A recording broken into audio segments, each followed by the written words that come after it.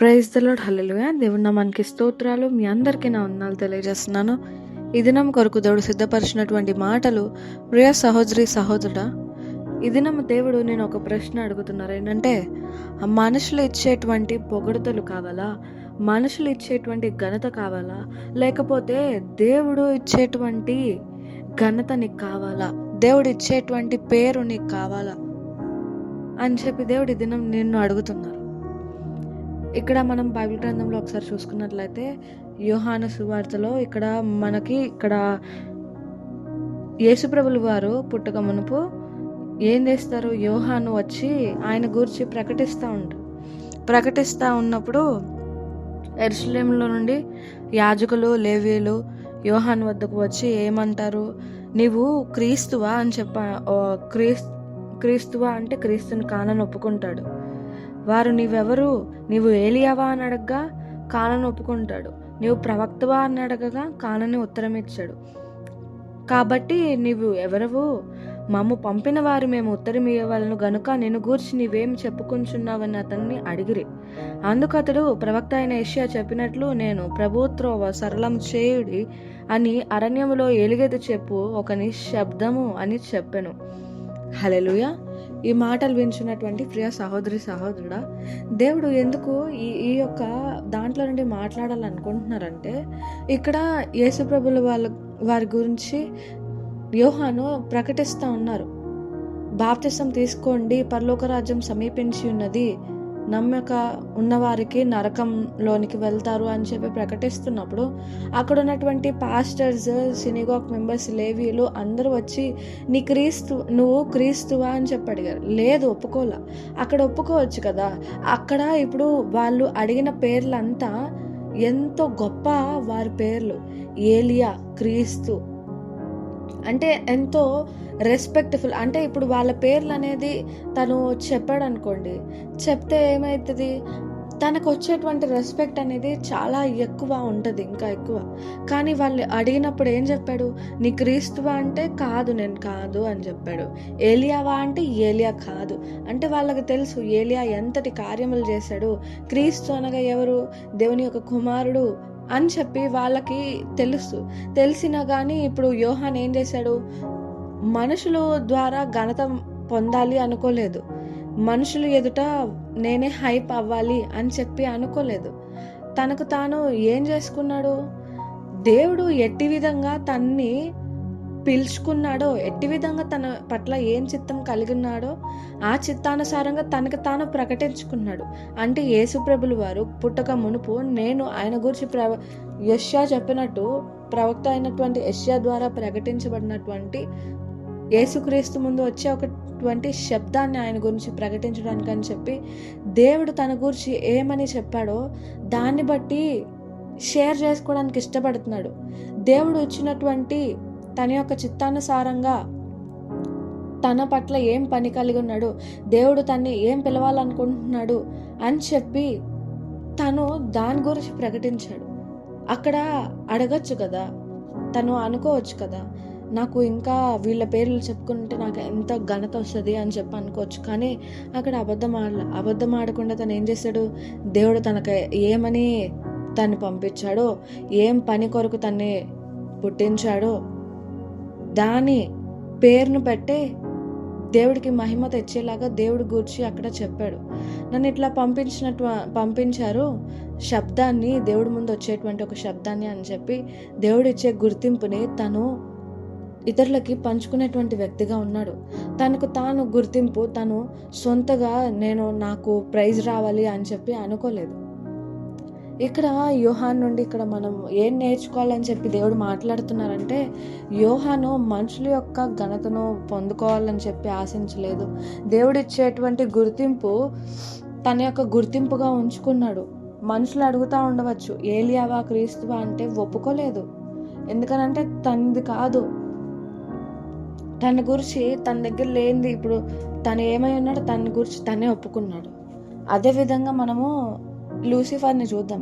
లూసిఫర్ని మనం ఒకసారి చూస్తే అతడు ఏం చేస్తాడు, దేవుడు అతన్ని చాలా ప్రీషియస్గానే దేవుడు ఆ లూసిఫర్ని సృష్టించాడు. చాలా ప్రకాశవంతంగా ఉంటాడు. అదేవిధంగా తను పాడుతుంటే తన బాడీలో తను ఏం చేసినా కానీ ఒక మంచి మ్యూజిక్ అనేది వచ్చుద్దంట. అంత గొప్ప ఘనత దేవుడు అతనికి ఇచ్చాడు. ఇచ్చినా కానీ తను ఏం చేశాడు, నాకు అదొద్దు అని చెప్పి నేను కూడా దేవుడిలా మారాలి అని చెప్పి అనుకున్నాడు. దేవుడిలా మారాలనుకుని తను ఏం చేశాడు, తిరగబాటు చేశాడు. చివరికి ఏమయ్యాడు, నశించిపోయినటువంటి పరిస్థితిలో ఉంది. అదేవిధంగా ఇక్కడ దేవుడు ఒక్కటే మాట్లాడాలనుకుంటున్నారు, ఏంటంటే నేను ఇచ్చే ఘనత శాశ్వతమైంది, నీవు కోరుకునేటువంటి ఘనత అది నిలవదు. అపవాది ఎట్లా పడిపోయాడో అదే రీతిగా నీవు కూడా పడిపోతావు, నిలబడవు అని చెప్పి దేవుడు మాట్లాడుతున్నారు. దేవుడు ఏమైనా నిన్ను ఒక పేరుతో పిలుచుకున్నప్పుడు దాన్ని బట్టి నీకు ఇష్టం కలిగి ఉంటున్నావా? నిజంగా దేవుడు నిన్ను ఒక పని కొరకు పిలుచుకున్నాడు, నిన్ను హాస్పిటాలిటీ కోసం పిలుచుకున్నాడు, చర్చ్లో పరిచర్య చేయడానికి పిలుచుకున్నాడు.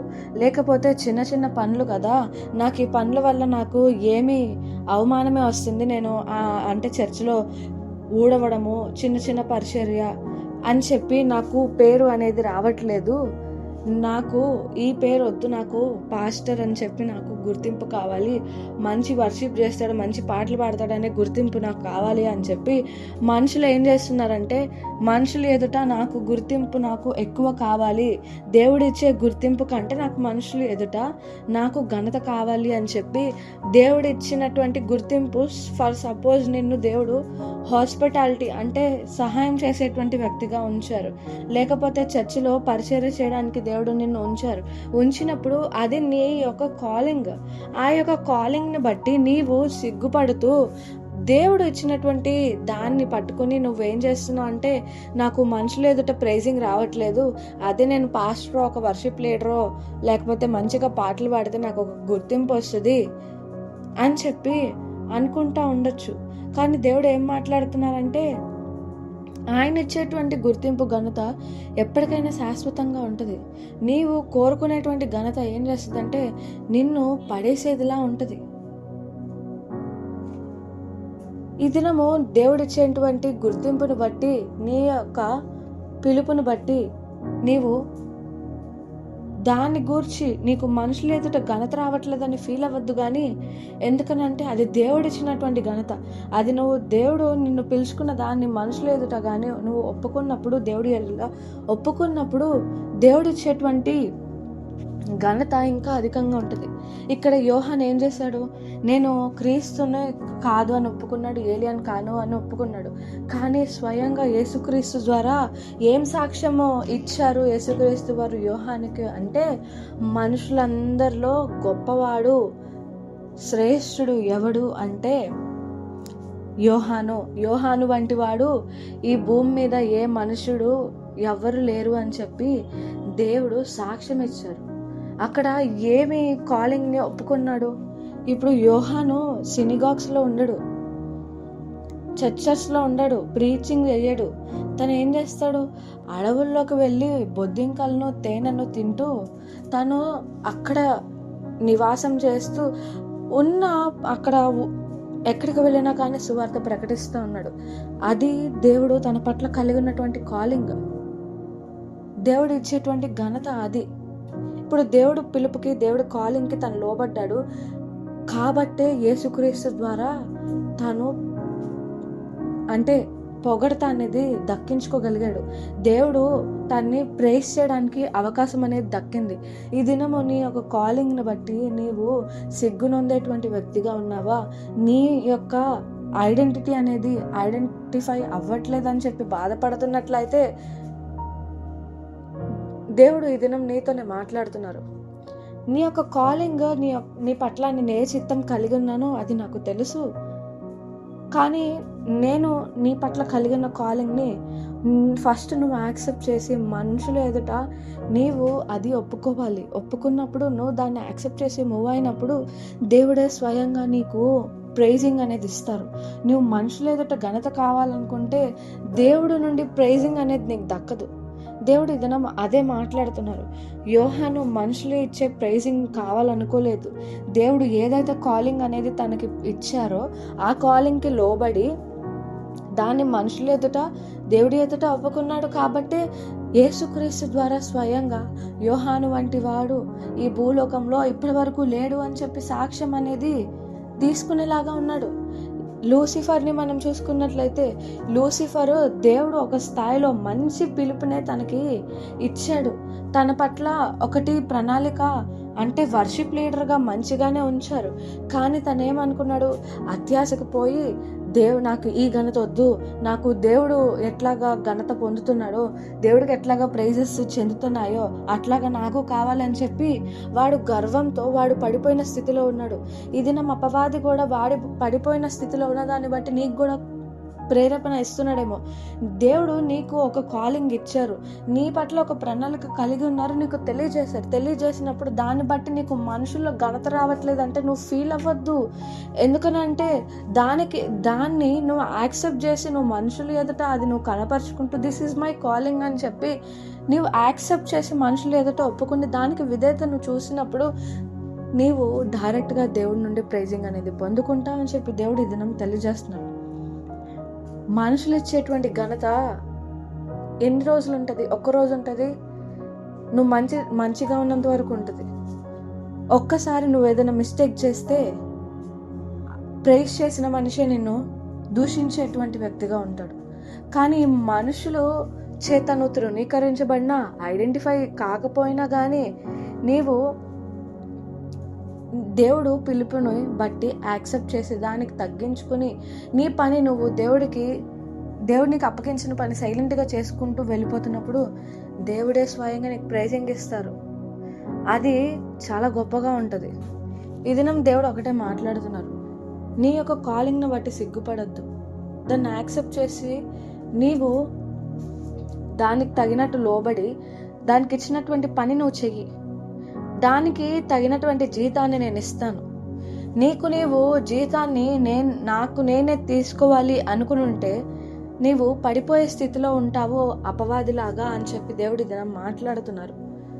మనుషులు ఘనత పొందుకోవాలని అనుకోవద్దు, కానీ దేవుడిచ్చేటువంటి ఘనత శాశ్వతమైనది. అది నేను పరలోక రాజ్యానికి చేర్చేలా చేస్తుంది. మనుషులు ఇచ్చే ఘనత ఏం చేస్తుంది అంటే ఇక్కడికిక్కడ ఇంకా నేనే నీ యొక్క తలకి గర్వాన్ని ఎక్కేలాగా చేసి నిన్ను అపవాది ఎట్లా పడిపోయాడో వాడు కూడా నిన్ను అలాగనే పడేయాలని ప్రయత్నిస్తున్నాడు.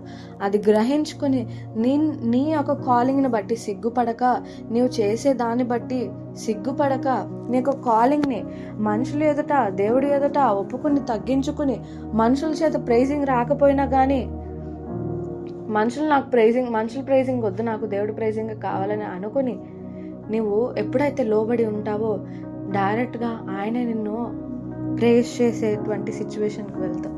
ఆయన ప్రేస్ చేసినప్పుడు అది దాన్ని మించిన హ్యాపీనెస్ అనేది ఉండదు.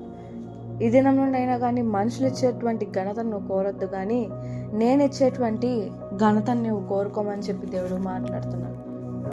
అట్టి కృప దేవుడు మీకు దయచేయను గాక. ఆమేన్.